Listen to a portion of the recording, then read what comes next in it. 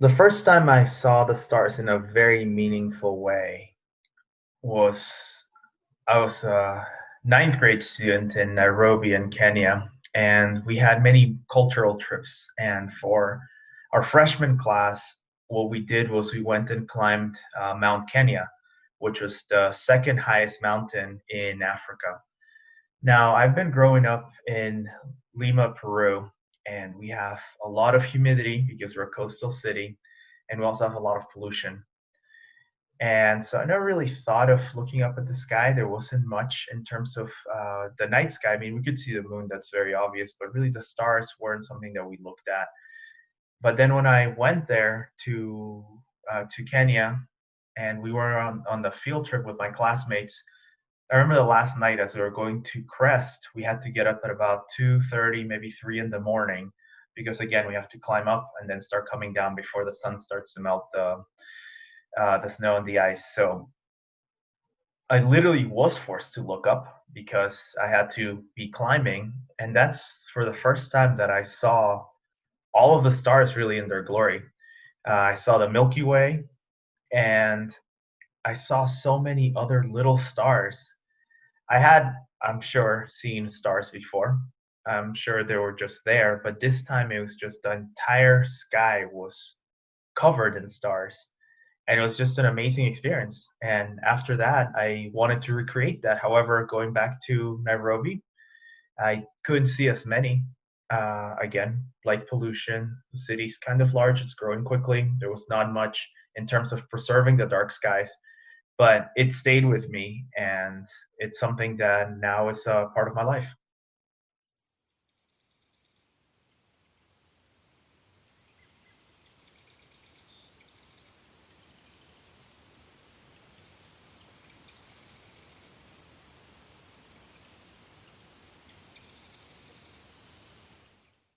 My name is John Barentine, and I'm the Director of Public Policy at the International Dark Sky Association. Light pollution is any sort of adverse or unintended effect of the use of artificial light at night. And it takes many forms, not only what people think of when they look at the night sky and they realize they can't see the stars from in the city, which is a symptom of light pollution, but it's other things like glare on roadways at night that makes it difficult to see things. It's light trespass. It's the lighting from your neighbor's porch light, for example, that is falling into your bedroom window at night and making you upset and making it difficult for you to sleep. So these are all aspects of light pollution because while they are related to legitimate uses of light at night, they create consequences that are unintended and are usually considered to be obtrusive. Dark sky conservation matters for a number of reasons, and it depends on how you look at it or how you approach the problem. For people who are interested in the arts and humanities, it's the night sky that connects us to an ancient history, usually connected humans with nature for thousands of years, but only has recently been severed due to the introduction of artificial light at night. If you're an ecologist, you probably care about light pollution because it's known to be damaging to a number of plant and animal species. And that's not just at the low level, but it's all the way up to humans. And we know of some instances where humans are immediately and directly impacted by exposure to artificial light at night, and that can include everything from insomnia up to cancer. If you care about landscape protection or wild places, you should care about light pollution because it impacts the view as seen from these wild places where the night sky makes up literally half of the landscape. It's not just the land, but it's the sky also. And even if you're a city dweller and you're not connected to these other things, you should care about light pollution because it impacts public safety and the incidence of crime in ways that we know are sort of counterintuitive to what people would believe, in the sense that they think that more light is better for those situations and it makes it easier to see at night and it also discourages crime. But we know that too much light in the wrong places at the wrong time can have the opposite effect. So it's important to be mindful about our use of artificial light at night, and that's the key to solving the problem of light pollution. We do that by rethinking the way that we use artificial light at night. It's something that's still relatively new to our Earth and our environment because we've only had the ability to put a lot of light into the environment for about the past 130 years. So this is still a new phenomenon that both biology and the night sky are sort of adjusting to. And the way to do it is just change our thinking about how we use that light. Make sure that that light's directed to the places where it is needed and when it is needed in the right quantities. And we should also think about the color of that light, because we know that short wavelength or blue light has a disproportionate impact on the nighttime environment. If we did those things, if we constrained our use of light only to those situations where we really needed it, then we would be able to solve this problem immediately. Light pollution is not like other forms of environmental pollution, like air and water pollution. In those cases, once you stop the source of the pollution, it could take years or decades for the pollutant to make its way out of the system. The good news about light pollution is that we can solve this problem quite literally at the speed of light. When we remove the source of the pollution in this case, it immediately leaves the environment, and we can begin to see an improvement also immediately. There are multiple reasons and benefits for mitigating light pollution inside a community. Enhanced property values, being able to tap into a global astrotourism market, improved quality of life, energy savings, creating clear legal expectations, environmental management, community unity, and for some communities that are interested in an international dark sky community certification, international visibility and recognition. Utah is home to some of the darkest skies in the nation and is actually a national leader in dark sky protection and preservation. Many communities throughout the state have recognized that natural nighttime darkness is an important natural resource, and they understand the economic, ecological, and cultural value of protecting the dark.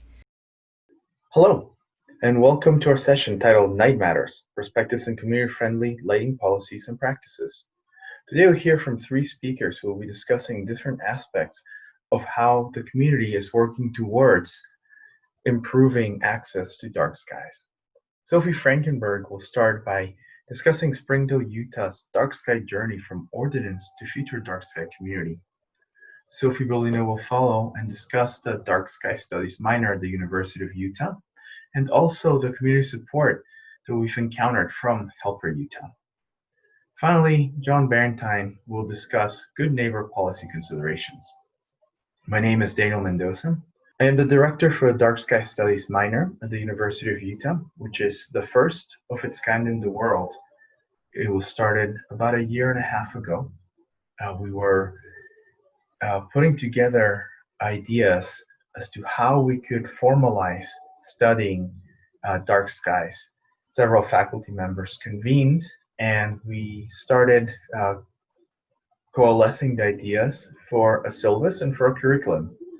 We are very proud to announce that we will be having our first cohort of students finish the minor this semester. I am personally teaching the capstone class, and we are trying to combine several elements to make sure that we touch on all aspects of dark skies and their importance to our society. We also want to increase the amount of support that we provide communities that are growing in their interest in preserving their dark skies, which is why we have a section called News You Can Use, where communities can share what they have done in the past and how they have moved from simply wanting to improve their dark skies to actually going through with it through city ordinances and further regulations.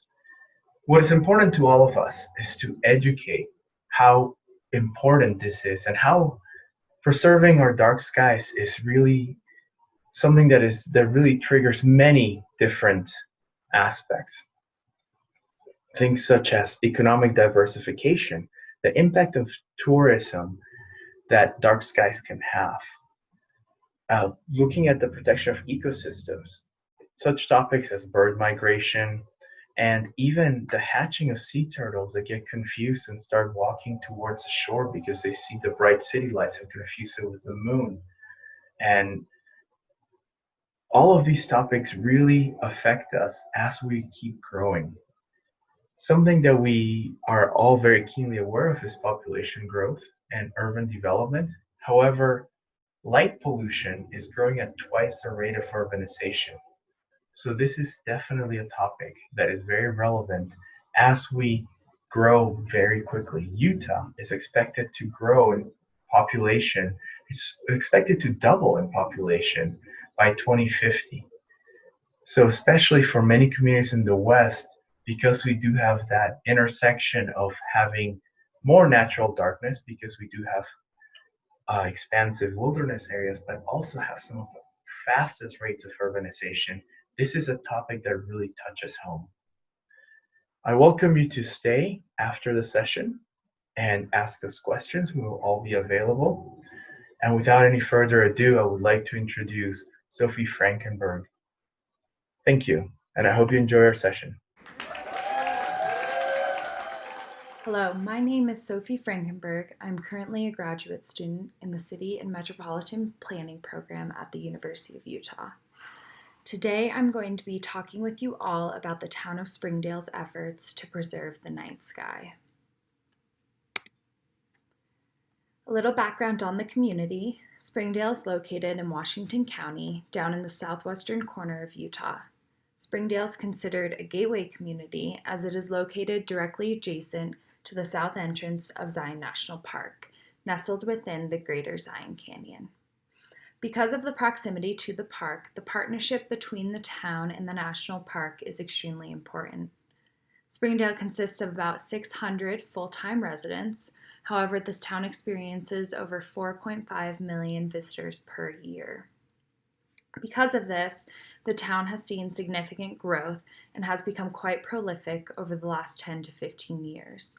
Everything from hotels and transient lodging alternatives to single and multifamily residences, along with other commercial businesses, have been developed. As of 2020, it is assumed that about 80% of the total developable properties within the town have been built out. Because the town's cultural and economic values are rooted deeply in the surrounding natural amenities, dark sky preservation has been at the forefront for many years. Today I'm going to share with you Springdale's journey to becoming a dark sky certified community. The process began in 2009 as development increased throughout the town. Springdale initiated efforts and passed their very first outdoor lighting ordinance. This ordinance shaped how new and old development would use lighting in outdoor spaces. This included an amortization period where all outdoor lighting within the town on both public and private properties was required to meet the new fixture regulations.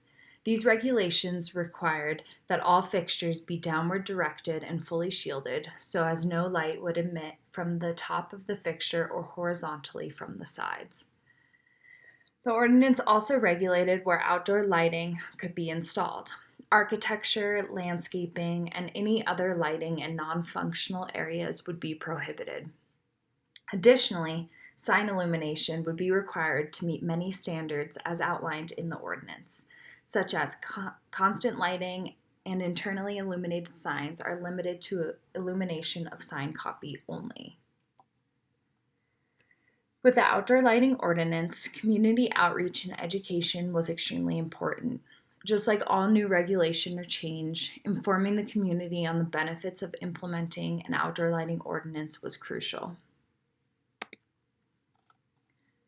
By 2015, a town-wide audit of all non-conforming outdoor lighting was completed.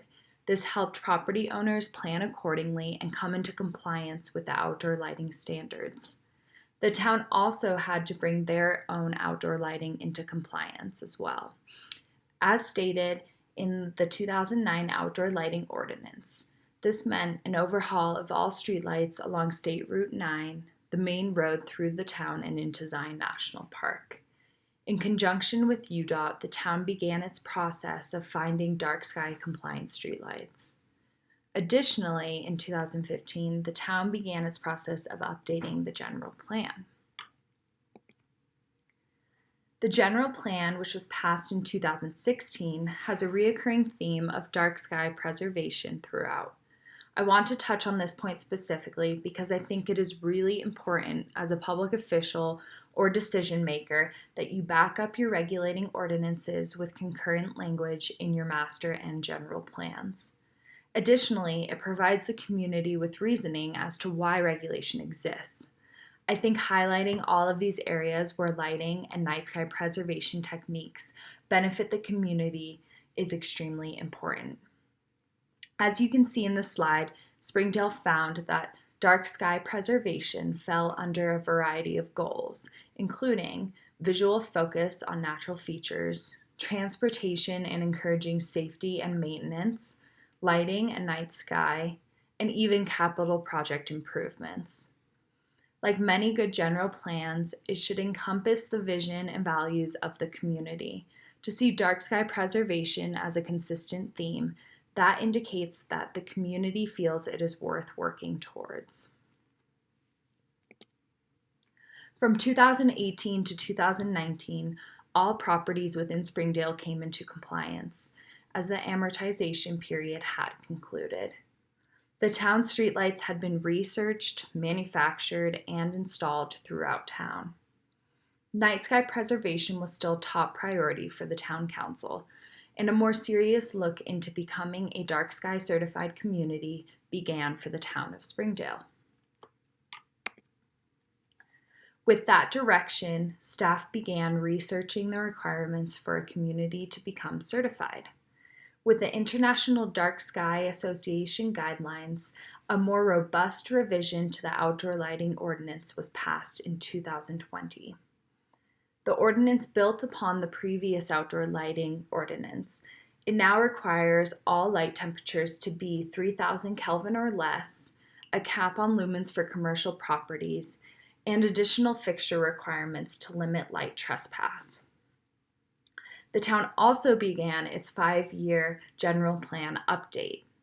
The cool thing about the public participation for a general plan update is that the community, even more so than before, felt that dark sky preservation was still very much a priority, and that they overwhelmingly supported efforts being put forward to becoming a certified dark sky community. This is truly a success story for the town of Springdale because of that community support. It has been 11 years since the first ordinance was passed in 2009. The resistance that existed towards outdoor lighting regulations back then is almost non-existent today. The support comes from new residents and long-term residents, even architects and developers are on board. Everyone feels it is something that would benefit the town for many years to come. Although the town is not certified yet, it is anticipated that within a year, they can join the many other communities and national parks in Utah and beyond as a dark sky certified place.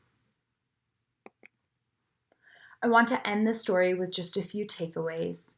First is the importance of education and outreach. Whether you are a light engineer or someone who simply enjoys staring up at a starry night sky, there are so many resources for you. The Colorado Plateau Dark Sky Cooperation and the International Dark Sky Association are great places to start. Second, astrotourism is a growing industry. Communities are realizing that natural amenities and dark skies go hand in hand, and people travel thousands of miles for that all-encompassing experience. And lastly, preservation efforts must be community-oriented and directed, and make sure that it is backed up. Go out to your communities and build consensus around these efforts. It will make your journey towards dark sky preservation that much more successful. And although Springdale's journey has taken place over a decade, it is just one community's story. Don't be intimidated and use the resources available, and I'm sure you too can be a part of preserving the night sky. And with that, I want to thank you all for tuning in. I'm going to pass you along to Sophie Bellina to tell another story on a community's path towards dark sky certification. Hello everybody, my name is Sophie Bellina and I am the Assistant Coordinator for the Colorado Plateau Dark Sky Cooperative.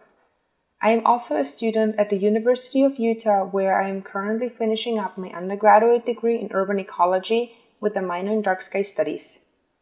As a student, but also as aspiring urban planner, I want to highlight the university's new minor program of dark sky studies and how the next generation of young minds is engaging in dark sky conservation efforts. For that, I have created a short video and I hope that you will enjoy it.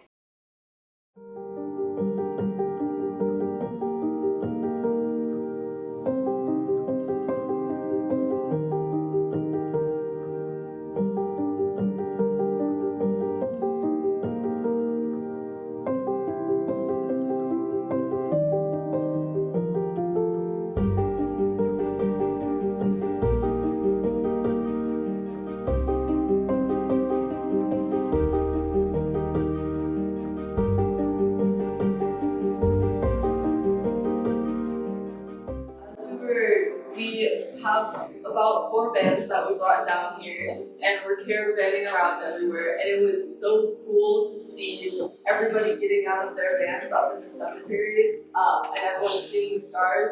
I cried because I am from the place where there are no stars. So seeing that many stars, I was starstruck.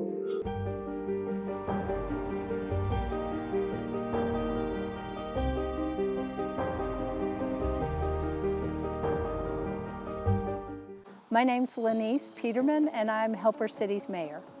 I love that in a smaller rural community that you can have such a big impact because you bring different skills and talents to the table. So I love that about our community. I love the diversity of our community, the history, and the artistic component. I believe the dark sky designation puts us on a map. It puts us on a map as an astro-tourism location, which is cutting edge right now. I think it will continue to evolve and we will see multiples of that. But to be a new one would be key. And then I've been lucky to engage the University of Utah and Helper in 2019. We're going to be the field laboratory for the Dark Scholars program. So they'll be sending their kids down to help us with our light monitoring and help us achieve, a reduction in light pollution and all of those things. So I'm super excited about that.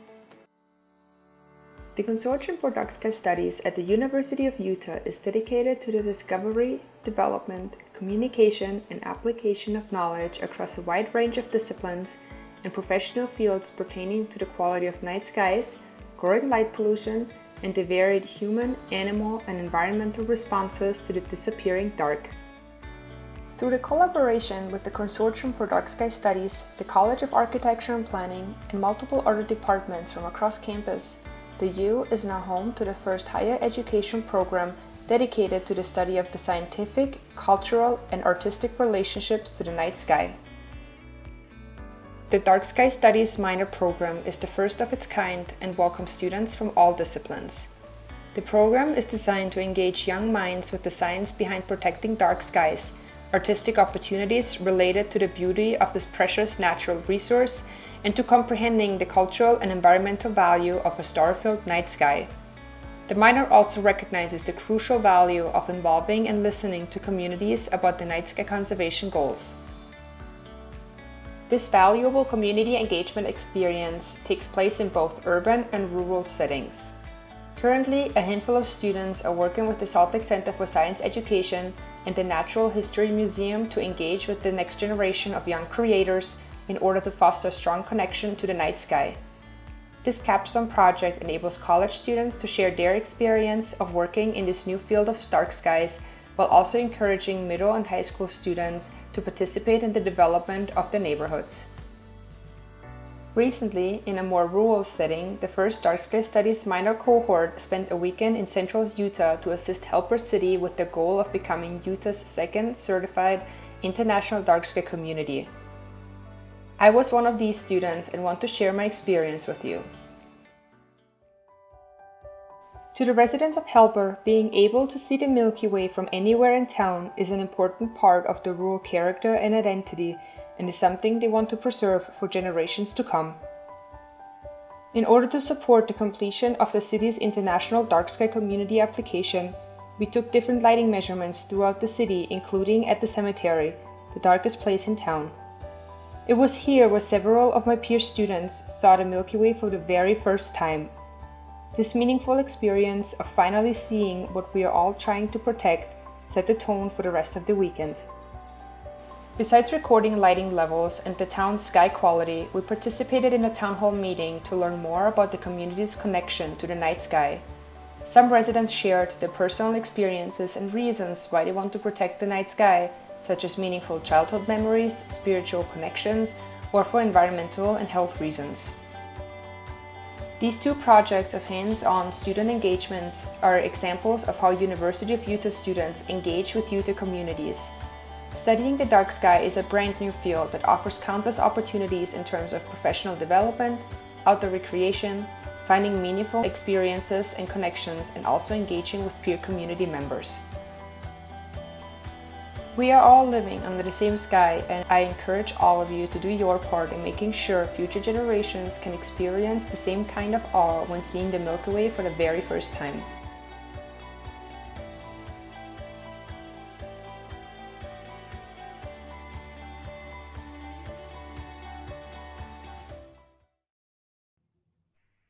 Good morning, everyone. My name is John Barentine, and I am the Director of Public Policy at the International Dark Sky Association. And today I will be speaking to you about good neighbor lighting policy considerations. So how can we set up various public policies for regulating outdoor lighting that help preserve good relations between neighbors and keep everybody happy? That we can achieve that goal, we'll keep light out of the night sky, we'll keep it on the ground where it is needed, and we'll avoid these conflicts between neighbors as much as possible. So what I'll speak to you about today is outlined right here. First, I'll talk about the concept of nuisance in the common law, which is an attempt to prevent the problem and solve it before it even starts. I'll define what light trespass is, because that concept is really at the heart of nuisance as it applies to outdoor lighting. I'll tell you how to find appropriate lighting for your projects that take these ideas into consideration. And finally, I'll talk about how we make these good neighbor policies compulsory through the law, and we make them durable so that they're observed, and again, try to prevent this conflict from arising and to keep people happy. So first, about the common law and the idea of nuisance. There's an idea in the common law which is different than the statutory law, the code of laws that has been written over many hundreds of years from a sort of a set of norms or traditions that have evolved over centuries. And the basic rule of that common law is that it's obligatory to do no harm to other people. And that's whether by intent or omission. So it can be either proactively avoiding certain behaviors that cause problems for other people, or taking care that we're not creating problems inadvertently by something that we're not doing. And in the context of land use in particular, and how lighting is applied to land use policies, nuisance is something that causes some sort of interference in an unreasonable way with the use and enjoyment of somebody else's property. So as much as we believe in the rights to our own private property, as a society, we feel that we have some obligation to our neighbors to ensure that our activities are not unduly infringing on their rights to enjoy their property. This comes in two forms. One is a private form of nuisance, which is most common. That's the dispute between private parties where outdoor lighting is involved. But it's also possible to have a situation where there is a public nuisance, where somebody's land use interferes with the entire community somehow. So a property owner, for example, who is shining their light into a roadway where it is not wanted or needed would be a form of a public nuisance. And the courts have long since decided that these disputes are justiciable, meaning that the courts have jurisdiction to resolve these disputes, and they have been able to bring awards of damages in private suits about nuisance, or issue injunctions that force property owners to make changes to their lighting to abate the nuisance. So as the little cartoon picture implies, this is a balancing act. There are multiple different motivations and considerations that go into this. We have to account for all the parties or players in a situation and to try to find the resolutions that do the best job for the greatest number of people. So the core idea as applies to lighting in this case is this notion of light trespass. And the cartoon picture here suggests what this is. It's light that's emitted on one property that falls somewhere else where it's probably not wanted. The best analogy that I can make that most people are familiar with is noise ordinances, which your community probably has one. It basically says that you're not entitled to have a loud party at 2 o'clock in the morning or something like that. You should keep your sound inside your house, and you're free to do whatever you want with it if it's in your house, but your neighbors shouldn't hear it beyond some certain times that are declared in the law. So this is the equivalent of a noise complaint or a sound trespass idea, but it's with light. So what we want to try to do is encourage people to keep their light on their own property and prevent these common law disputes from arising in the first place. when you're creating lighting plans for your projects, the best way to find appropriate lighting for those projects that take into account this idea is to look at our fixture seal of approval program, which you can access at that link in the lower left. We screen and vet different lighting products from different manufacturers according to the series of listing requirements that's there on the left. These are all elements of what we think are good lighting design that will again help keep the light where it's needed and prevent it from going to places that it is not. So you know that if you see our service mark on a product package or a product data sheet, that it meets these criteria, and when it's thoughtfully applied in a lighting design, it will contribute to preventing light trespass and therefore eliminating the potential for nuisance in this regard. And I'll talk a little bit more about these particulars in a minute, because some of the listing requirements here are directly pertinent to what we think are the good elements of outdoor lighting policy. So we'll come back to this. How do we make these changes durable in public policy? This is something that's been evolving for decades, almost since the introduction of electric light a little more than a century ago, and it continues to evolve. Basically, this is a little crash course in how policies are made. There are two overriding kinds of policy that evolve and are developed in the public sphere. These are binding policies that we usually think of as laws that we have to obey.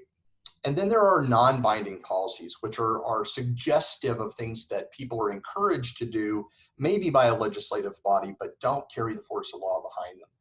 And then in the little cloud down in the lower right, this is where we group together all these other things that are not necessarily what we would call policies, much less public policies, but they are policies nonetheless, and they influence people's behaviors. And so I put in that cloud things like decisions and precedents of courts, the traditions and norms in our society, and the common law. Basically what we want to do is incorporate all of this. And on the binding side, that's where lighting ordinances live. So you have these different ways of approaching it. Those can be literal ordinances, which are the local statutory laws, but there are also regulatory laws that are not, they don't work in this quite the same way. They might be building codes, for example. What kind of lighting are you allowed to put on the exteriors of buildings? Or if you're in certain jurisdictions overseas, like the United Kingdom, they have a system of planning permission. You have to have your plans reviewed by a review board of some kind before you're issued a certificate, kind of like a building permit in the United States to proceed with the project. So there are ways to get at these different kinds of policy that affect the way outdoor lighting is designed and implemented. That again is going back to this idea that we're trying to prevent these disputes from neighbors arising so that the courts never have to settle them. Everybody understands what the rules are, and if we adhere to them, we can avoid these problems arising in the first place. Some of the principles in the policy realm that we deal with a lot as regards lighting are summarized here on this slide. I'll just run through them really quickly. The jurisdiction that a policy affects is important. That basically tells you who regulates what. Most lighting policy in the United States is made on the municipal level. It's to a lesser extent, maybe at the county or state level, and very little, if any, at the federal level. This is really considered to be a local issue. And so we run into concerns like supremacy. Whose law governs? Your state might have some kind of outdoor lighting law, but probably it will not apply to private property owners because that is typically delegated down to the level of local city and village councils. There's also this issue of home rule. Should the communities themselves have the legal right to make this policy, or as in the case in certain states, are they prohibited from making these rules unless the state specifically grants them that ability, or does the state reserve that capacity unto itself? It really depends on where you live. So we have to know something about the jurisdiction in order to write good policies. How are actions regulated? There are different ways of doing this. There are positive and negative ways. You can either say you're allowed to do A, B, and C, but not D. Or you might have a policy that says everything is allowed except A, B, and C. So understanding whether you're proactively allowing certain things or simply prohibiting anything except for a short list will determine how this plays out in your community. A lot of people wonder whether this can really be settled in the courts. So if you have a lighting ordinance in your community and your local city government is not so interested in enforcing the details, people ask me sometimes, well, why can't we bring suit against them to try to compel the community to enforce? And there's a principle in our legal system called sovereign immunity that says essentially you can't sue the government unless the government consents to being a party in the suit. So there are cases where there are statutory laws on the books that prohibit certain kinds of lighting that are not really enforced very rigorously, but the individual or the property owner retains the right through the common law system to bring private suits over the issue of nuisance. But again, we're trying to avoid that in the first place. And there's just this idea of best practice as well. Whether or not something is codified into law, the experts will recognize that there are these collection of actions that are known to be those that produce the best result. And sometimes merely adhering to best practice is sort of good enough in that respect. So we should keep these ideas in mind. What makes for good outdoor lighting policies? It's these few principles over there in yellow on the right. From warranting of lighting, is the lighting necessary? Is it proper to deploy it in certain circumstances? We can further set that up according to zoning, like zoning overlays in a land use code. Fully shielding lights is important to prevent light trespass. Overlighting protection, making sure that we're not using vastly more light than is necessary to get the job done. We should worry about the spectrum or the color of that light because some colors are perceived more harshly to the eye than others. We should encourage the use of adaptive controls. These are things like dimmers and timing circuits that ensure that the light is there when it's needed and it's not when it isn't. That can be as simple as putting something like a motion sensing switch on a light. And plan review. If you're especially like a commercial or industrial application where you would have a lighting plan for a building complex, that should be subject to review by the community authority in order to make sure that the lighting rules are being followed properly. So if we do all of these things, this is the outcome that we hope for. This is the goal. This sort of community or neighbor-friendly lighting that's suggested in the picture, where now the person on the left is keeping that light on his property. It doesn't cross the property line. It's in the right amount. It's only there when it needs to be. It's kept out of both the night sky and the neighbor's window and avoids a lot of these problems, as we said in the first place. So if we're very mindful about how we do this, we go about it deliberately, we craft good policies, we make clear what neighbors' responsibilities are to one another in the law, we can achieve this sort of outcome, which has benefits all the way around. It's good for astronomy, it's good for the nighttime environment, it's good for wildlife, and most importantly, it's good for community relations. And for that reason, this is why I think we should pursue these kind of policy goals. And with that, I thank you for your attention, and I will hand it back over to the moderator.